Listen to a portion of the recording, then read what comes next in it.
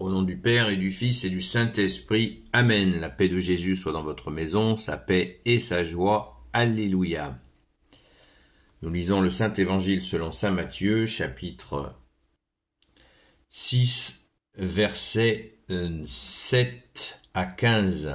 Que ta parole, ô Jésus, rentre dans mon esprit, que ma bouche proclame ta parole et que mon cœur l'accueille. Amen. Quand vous priez, pas de discours interminables comme en font les païens. Ils croient qu'à force de parler, ils seront entendus. Ne leur ressemblez pas, pensez-y, avant même que vous ne demandiez, votre Père sait de quoi vous avez besoin. Le Notre Père, merci Jésus. Vous donc priez ainsi, Notre Père qui est dans les cieux, que ton nom soit sanctifié, que ton règne vienne, que ta volonté se fasse sur la terre comme au ciel. Donne-nous aujourd'hui le pain qu'il nous faut, pardonne-nous, toi, nos dettes, comme nous l'avons fait pour ceux qui nous doivent. Et ne nous laisse pas tomber dans la tentation, mais délivre-nous du mauvais. Sachez-le, si vous pardonnez aux autres leurs offenses, votre Père céleste vous pardonnera aussi, mais si vous ne pardonnez pas aux autres, votre Père non plus ne vous pardonnera pas vos offenses. Merci Jésus pour ta parole. Alléluia. Alors vous imaginez les tonnes d'encre qui ont été écrites pour essayer d'interpréter le verset 7. Quand vous priez, pas de discours interminables comme en font les païens. Ils croient qu'à force de parler, ils seront entendus. Ne leur ressemblez pas. Pensez-y avant même que vous ne demandiez, votre Père sait de quoi vous avez besoin. Jésus ne veut absolument pas que nous faisions ce que font les païens, c'est-à-dire que les païens, ils faisaient ce qu'ils appellent une auto-excitation en priant, je sais pas, devant un arbre par exemple, en répétant sans cesse, parce que le principe du paganisme, c'est de donner vie à quelque chose d'inerte. Un arbre, vous pouvez prier toute la journée devant, il vous apportera strictement rien, si ce n'est peut-être de l'ombre s'il fait chaud, du bois s'il y a du bois mort par exemple, vous pourrez faire du feu, la beauté aussi, bien sûr, mais pas plus, pas plus.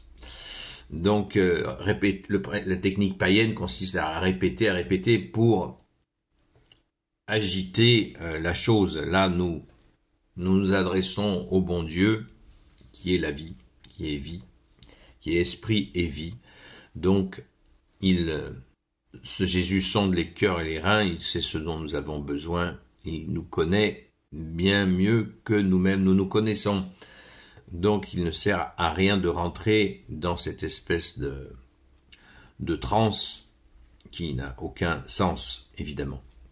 Voilà, moi, c'est ce qui me semble logique dans la compréhension, mais bien sûr je suis toujours ouvert à une compréhension supplémentaire et complémentaire avec joie. Il n'y a pas de souci, mais déjà ça me paraît assez évident. On le voit d'ailleurs, on peut le voir, on l'a déjà entendu dans des sociétés qui sont encore dans le paganisme.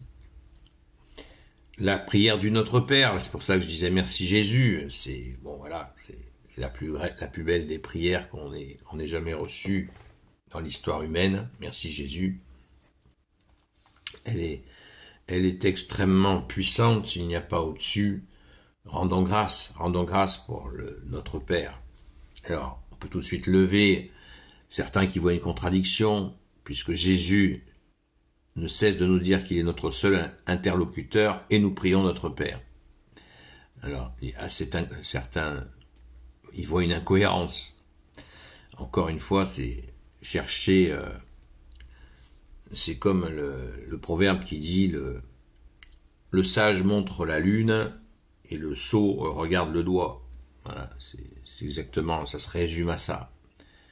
Jésus ne cesse de nous parler, de nous dire qu'il est dans le Père, que le Père est en lui, que l'Esprit Saint et ce mouvement entre le Père et le Fils, donc c'est la Sainte Trinité, et Jésus nomme son Père, comme il le fait à de nombreuses reprises, mais nous savons avec certitude que c'est d'accueillir le Fils qui fait la gloire du Père. Donc quand Jésus nous dit de prier le Père, eh bien, il glorifie son Père, et c'est justement en accueillant le Fils que nous glorifions le Père. C'est simple comme bonjour, si on ne se laisse pas empoisonner par des logiques humaines. Nous voulons bien de bon Dieu à condition, enfin certains veulent bien de Dieu à condition qu'il lui impose ses explications et ses compréhensions humaines. Non, nous sommes là dans une recherche d'une compréhension surnaturelle, donc de grâce. Soyons souples et accueillants à cette compréhension surnaturelle. On ne va pas donner des leçons au bon Dieu de mathématiques, des mathématiques spirituelles, de cette intelligence supérieure. Non, c'est pas possible. On peut pas se transformer en professeur à ce sujet-là. Merci Jésus de nous garder dans cette humilité. Versets 14 et 15, ce verset c'est pareil. Il faut pas que ne laissons pas l'ennemi s'en accaparer, comprenons-le du mieux possible et du plus intelligemment possible, et certainement pas sous une forme culpabilisante. Jésus ne veut pas, à travers son enseignement, nous prostrer. Au contraire, il veut nous élever. Sachez-le, si vous pardonnez aux autres leurs offenses, votre Père Céleste vous pardonnera aussi. Mais si vous ne pardonnez pas aux autres, votre Père non plus ne vous pardonnera pas vos offenses. Tiens. Alors, qu'est-ce qui se passe? Ben oui, c'est logique. C'est logique. Si nous sommes remplis de rancœur, et oui, de rancœur, le sens du pardon, c'est la liberté. Si nous sommes prisonniers de la fameuse ligne rouge qu'il ne faut jamais franchir, celle de la haine, excusez-moi, celle de la haine, on ne franchit pas cette ligne rouge, gardons-nous de la haine. C'est un poison.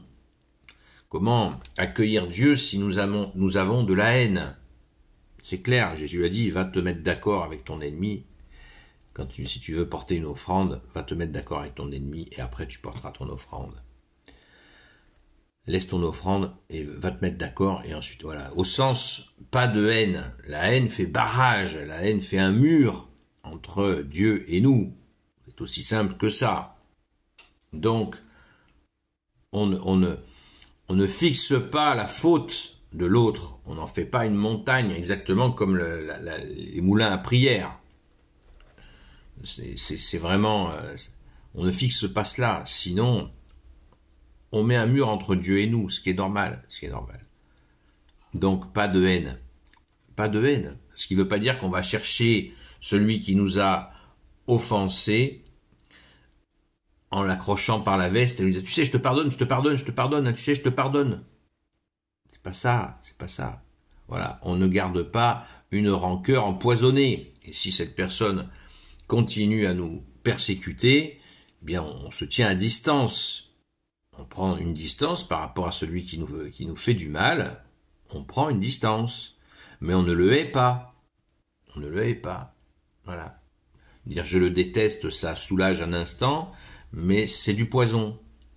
Donc il faut éviter cela. Voilà. On dit voilà, Jésus, je dépose à tes pieds tous ces mauvais sentiments. C'est difficile pour moi, je te remets toute la situation. Et voilà, et Jésus va nous relever et nous libérer de cette... On ne veut pas être lié avec celui qui nous fait du mal. Quelle idée d'aller se lier encore avec lui, encore plus. Ça n'a pas de sens. Si nous sommes dans la haine, nous avons un lien très fort avec lui qui se maintient. Alors que c'est pas le but. Si quelqu'un nous fait du mal, on veut s'en détacher. On ne veut pas s'y accrocher. Nous nous accrochons à toi, Jésus. Point barre.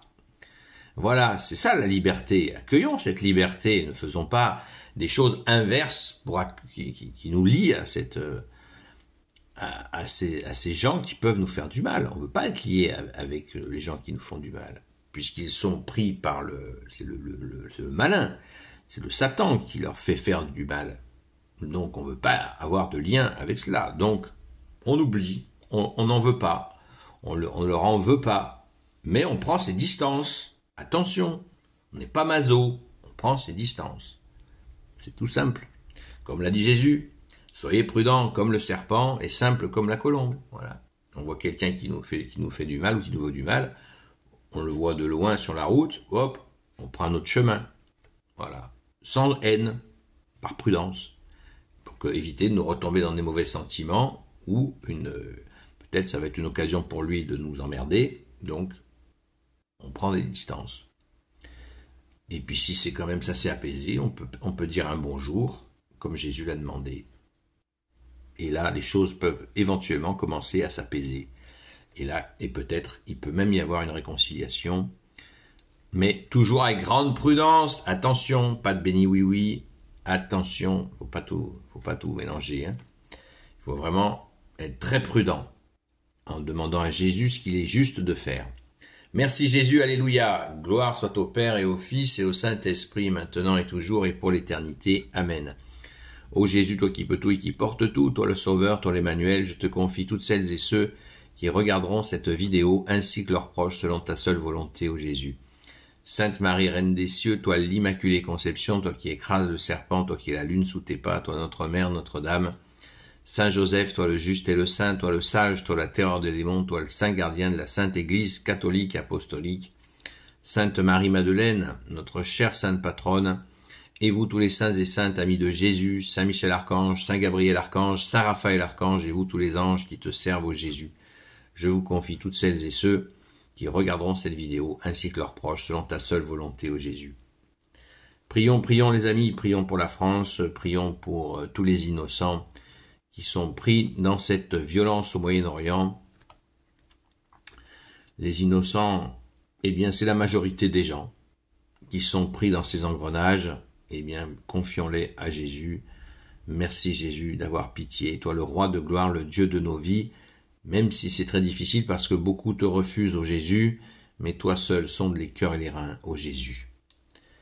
À ce soir, à la grâce de Jésus, de 20h à 22h sur la chaîne Seul Jésus Sauve sur TikTok. À très vite.